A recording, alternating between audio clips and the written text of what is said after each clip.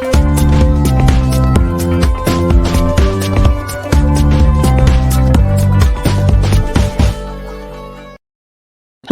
and welcome to Cinemondo with Kathy and Melanie. Yay! We are on a DQ jag. We cannot have enough. So here we are again, going more into DQ's career and other movies he's done. DQ week goes into its second week. Exactly. So Melanie is from Pardesi Reviews. You can find her channel on YouTube, and I'll be listing it in the credits. And you will definitely visit her channel and be sure and subscribe. Yeah. great in-depth reviews. Any viewers from watching here from my channel know that I'm a really big Dulquer fan. So the hype when this movie Kurup, it's pronounced, it's hard for me because when I see it, but the Malayalam pronounces this Kurupa. So when this was coming out, like, it was not quite as big as King of Kota, but close. Okay. Okay. It was maybe the biggest hype that I had seen for one of his films.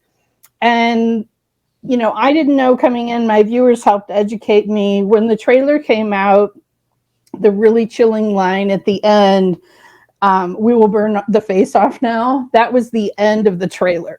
Okay. So, which is the most chilling line. However dark he is in King of Kota and scary, like, I don't think anything can match that line. Like, that's one of the best lines ever, for sure. Definitely. Oh my God. So anyway, my viewers educated me that this is a true story. Okay. And when the film was coming out, before people knew, the family members of the person who was killed were kind of protesting. They were worried that this was going to glorify their fathers. The son especially was outspoken. That was going to glorify his killer. You know, I mean, because they didn't know. And so it was smart. The producers let the family watch the film before it released. And Chacko, the son of the murder victim, said, then he came out with the press and saying, I don't think this glorifies my father's killer. It's fine. So then I felt more relieved, like, because there was all this controversy leading up to it. Like, oh my God, you know, I want to see a Dulquer film. I want to enjoy it. But, you know, if the victim's family is really upset that, you know, because it is kind of like, I mean, this guy is still a fugitive to this day in real life. He was never caught. So wild. Creepy. Yeah, I know. And also it's a fine line. Like this has come up with like all the true crime that's popular now too, is that when you do all of this content or films, and especially if you cast a very likable actor in the lead role of the villain, you risk, like you said, glorifying the killer or trying to make him less of a monster by making him likable or maybe more complex motivation wise, like, oh, he had a bad childhood or something like that. There's always that risk. Right. So it's also a risk for somebody like, you know, DQ to take on a role like this where you think, will it turn people against him? Not only because of the controversy, but because do they want to see him like this? You know, I always admire an actor takes a risk like this, but yeah, when there's a true story, there's lots of levels at this point. So right, and I agree. This is one of, I'm not going to say this is Dulquer's only dark role, right? I mean, this is the same director. We just talked about his debut film, Second Show, on D54 on Amit's channel, and this is the same director. But this time, this is Dulquer's production company, Wayfarer Films, that's producing this film. So Dulquer was involved from the very beginning. You know, if it's his production company, he was involved with pulling this whole project together. And I think, like you say, he wanted to do something a little darker, right? Yep. I mean, he wanted to do something a little bit more edgy, and so he created the film so that he could. Yeah, and you can have control because, you know, if he's giving over the control for something he knows is going to be kind of risky, you know, he doesn't know what they're going to really do with it. But here he could have a little more control and make sure that it's, you know, sensitive to the material, and, you know, and they did. I mean, I think they did. You know, as much as I like him, I didn't ever like his character per se. I mean, you never trusted him really. I mean, I wanted to because it's him, but, you know, you're kind of like, oh, I don't agree with these decisions he's making. But, you know, mostly he just looked really good in that outfit. Oh, the period clothes. Yeah, like he had so good. He had a recent he had a recent interview with the release of King of Kota, and he says, "Yeah, I guess I just have that face for period clothes, like all my movies." Totally does. Costume, Oh my God. I know he does. It was good in the uniform. I mean, I remember the teaser trailer was him. I think the scene where he kind of adjusts that blazer and it's in the slow-mo walk, I mean, so good. Yeah. So good. I mean, it also has a feeling of the Leonardo DiCaprio film, Catch Me If You Can. Oh, yeah, totally. Especially the second half. Yeah. Where he's in all these disguises. He's like barely one step ahead of the investigative officer, like at every step. Yeah. It definitely has that feel. So I'm sure that was a lot of fun for Dulquer to put on all these fake beers and that was really sometimes I'm like, that is him, right? I know that was really fun. And I love the setup where you have like his whole background, what happens, why he's on the run, the police chasing him. I love the sort of, they found the diaries, they kind of explain, they're kind of explaining it. I love the chase. I love how the criminal's staying ahead, how the cops are catching up, how the criminal's staying ahead. I mean, that's just like an endless addictive like suspense. Even if you want them to get caught, which normally you don't want people to get caught in these movies. Like you keep hoping, but this guy, you wanted him to get caught. Pretty much. I mean, it was also, you may not be familiar, but the actor playing the investigative officer, that his name is Indrajith, and he is actually Prithviraj's brother. Oh, okay. So, and I really like him. So I think he had this strong presence. He did. Just from the opening scenes of him being the investigative officer gives it just this gravitas from the get-go. And then I don't know if you noticed the little cameo, because it was a surprise to everyone. I was there opening night in the theater, but the person who was killed, the actor playing the person who was killed, was Tovino Thomas. Oh, no way. Okay, now I got to rewatch that part. I'm going to rewatch that part. Did not know that was Tovino. I think I recognize people, but when they're in such different contexts, it's hard to and I'm all involved in the characters and what's going on. I'm like, I know this person, but I was in a theater where they were going, everybody's like, that's really funny. I love that. Well, that makes his crimes even worse. Exactly. How can you do that? You killed Tovino Thomas? He's a nice guy. I know, it's so funny. But creepiest of the creepiest is Shine Tom Chacko, who is the guy who actually commits the murder. Yep. I know. I mean, he has done some really creepy roles. He just has resting creepy face. I'm sorry, Shine, but resting creepy face are so good at being this creepy. He does not try very hard to be creepy. It's just there. That's so funny. He was good. He was great. Yeah. I mean, he just has this energy, like you just could tell he's just the kind of character that could just explode at any moment into violence. Right? That's true. Yeah, you can't trust him. It's sort of like, the Goodfellas scene. Everybody's laughing and it's like, am I funny? You find me funny? Really? Like, am I a clown? He's all like thinking he's joking, but not sure, and kind of going, oh shit, he's going to go off, isn't he? Right. I mean, that's the energy that he gives at almost every moment. Like, we're laughing, but then, oh my God. Exactly.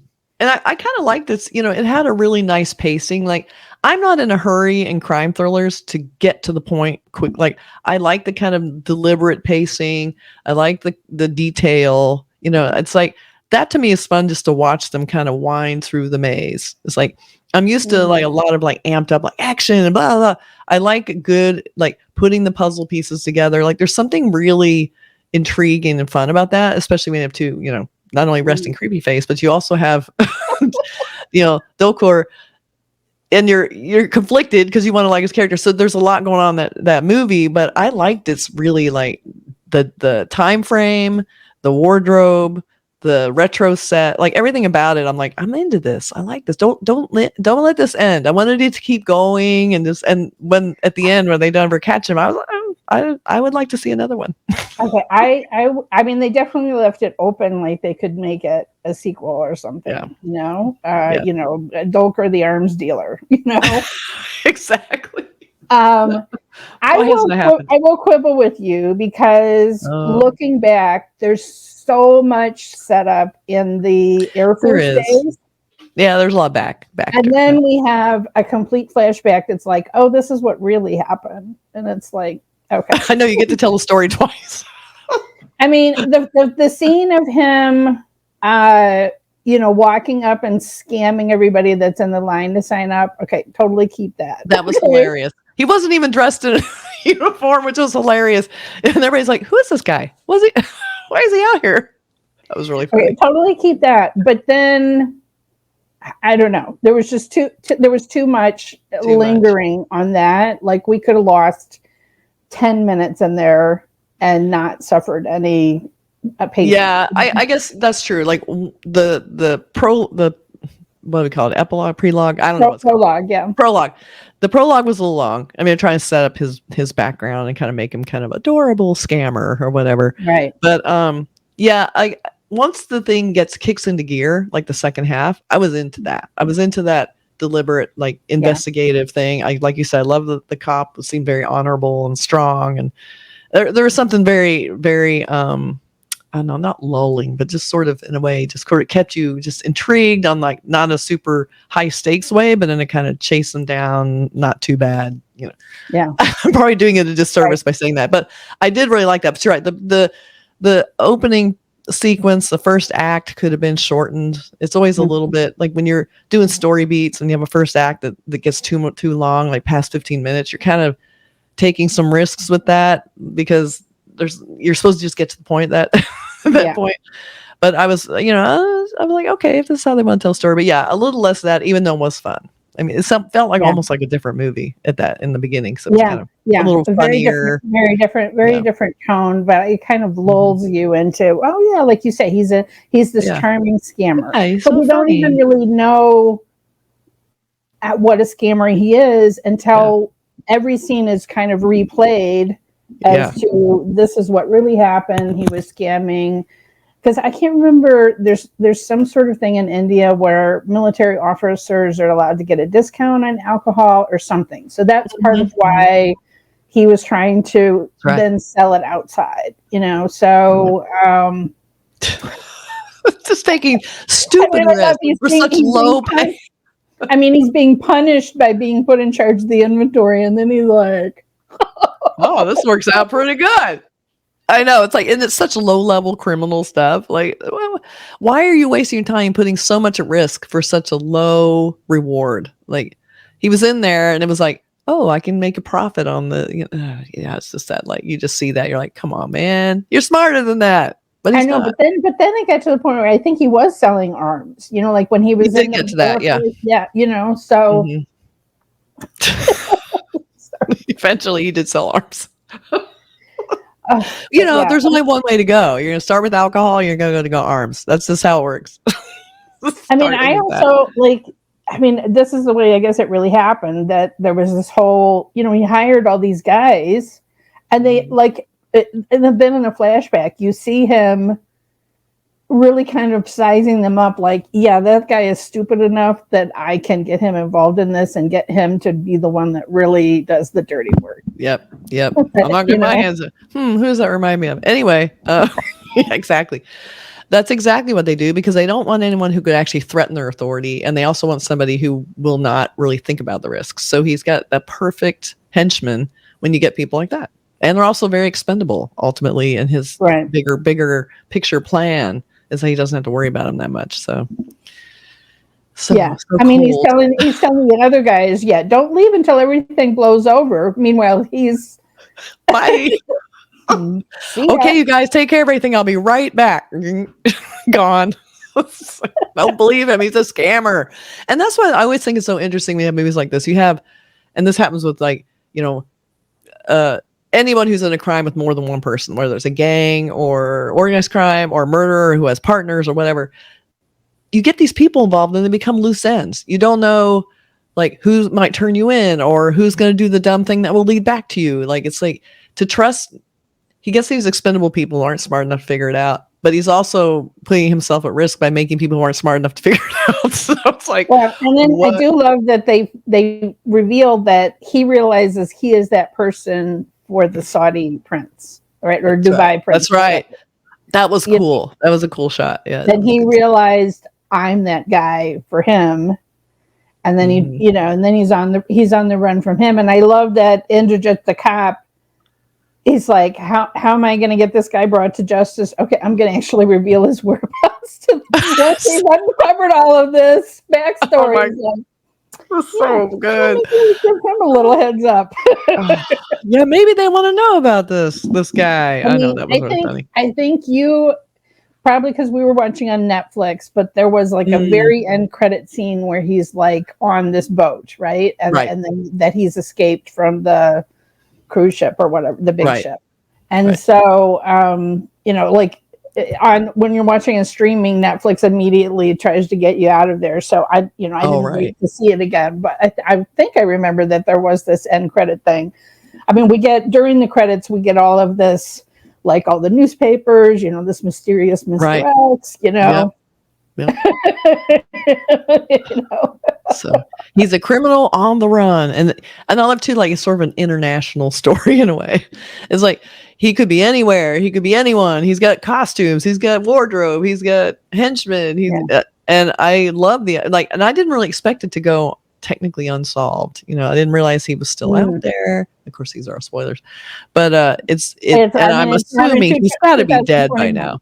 Plus 2021, plus the movie came out, plus everybody in Kerala knows the real story because the real story evidently was such a sensation. Everybody in the 80s, this is just, he's sort of one of those legendary, unsolved mysteries. Outlaws. He's an outlaw. It's like so weird, but it becomes bigger because he sells arms. He's getting more involved in in other world leaders, technically, I guess you could say. But again, just the scammer to end all scammers. Like he just keeps going. I don't understand, and I even in watching this movie, I don't understand how they keep going. I don't understand how they don't get taken down faster. It's crazy. They showed this romance track with Sobhita, who I think she was awesome. I think my favorite scene with her is the scene of them on this stairway, and Dulquer's making the moves, and she's just like, do you really want to force yourself on me? You want to live with that was cool. It's like, this is how you want it to be. This is what you're going to be right now. And he's like, okay, maybe not. Yeah, I absolutely loved that. That was a great scene. That was badass of her. Really bad.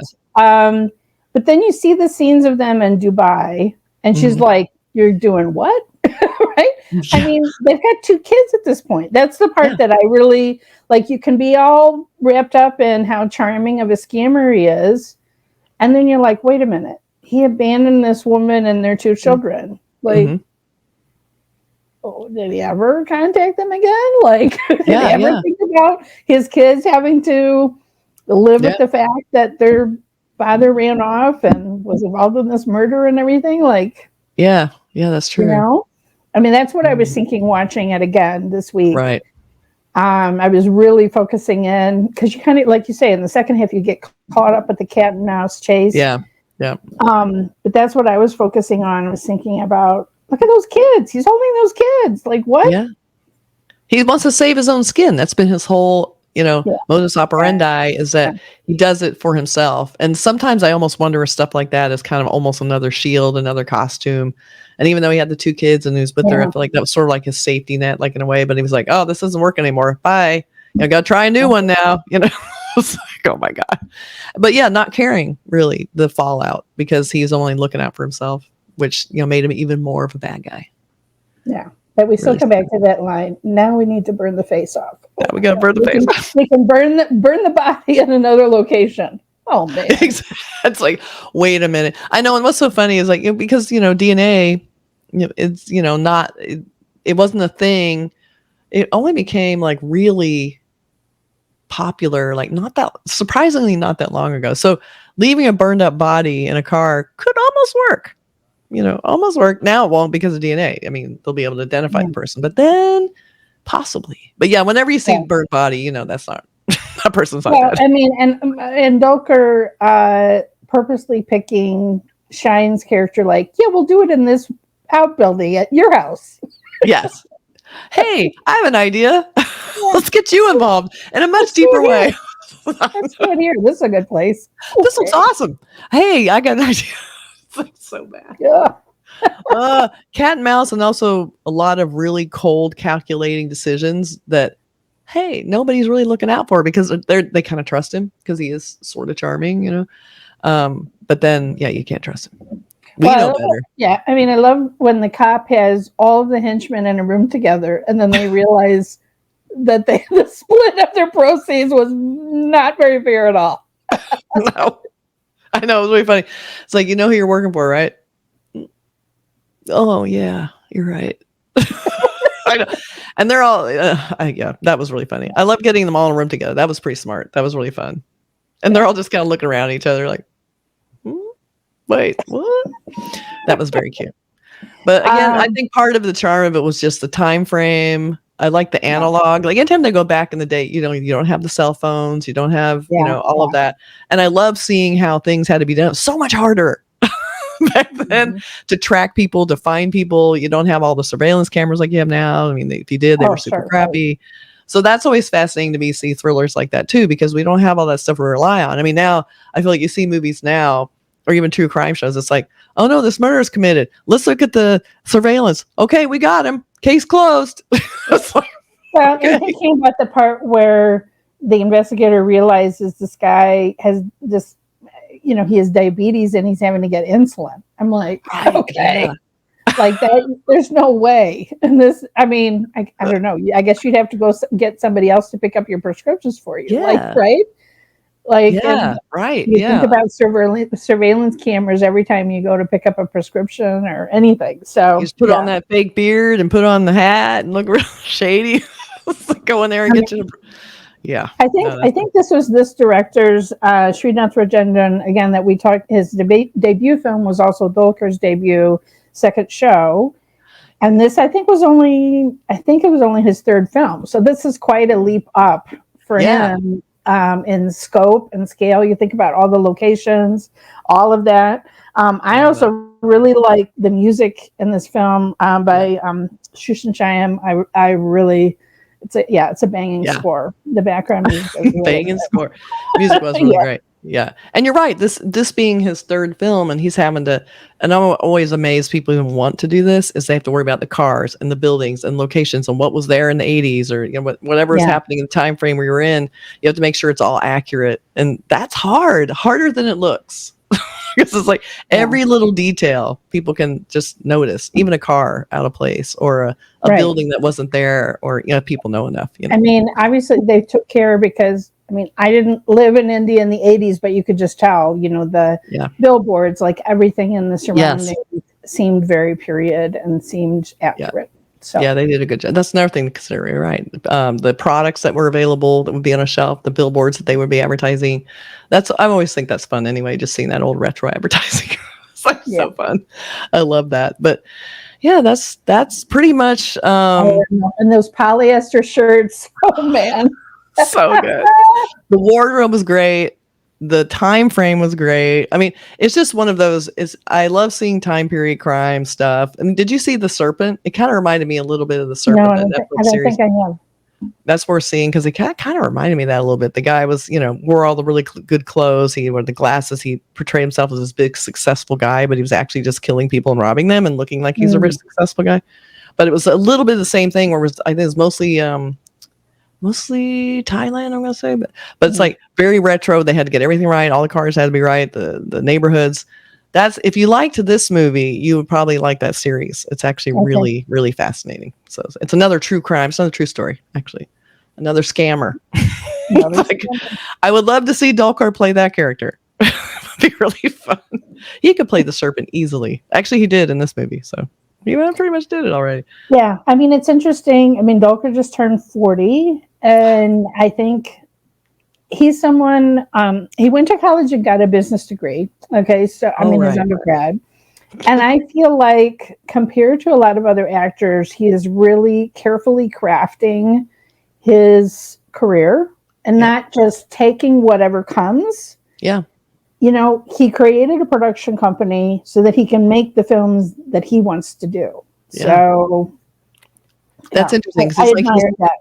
That's really smart. And he's approaching it like a business decision. Like not only is it ego and, you know, glory and fame or whatever, it's like it's also a very precise business plan of how to roll out and what type of stuff to roll out and when and how you presents that character, his own persona in relation to the character. And that's actually really most actors don't have that kind of and also, I mean, he takes charge of a lot of he's aware because he has worked in other industries. He's worked in Bollywood and the Hindi industry. He's worked in Telugu films and Tamil films. So he brings some of that knowledge with him to, you know, okay, I'm going to promote things on my social media. I'm going to put out teaser posters. I'm going to, you know, I mean, very unlike what some other Malayalam films do. Like he has more of a mindset of, I'm going to grab these good ideas of the way they do things in these other industries. And also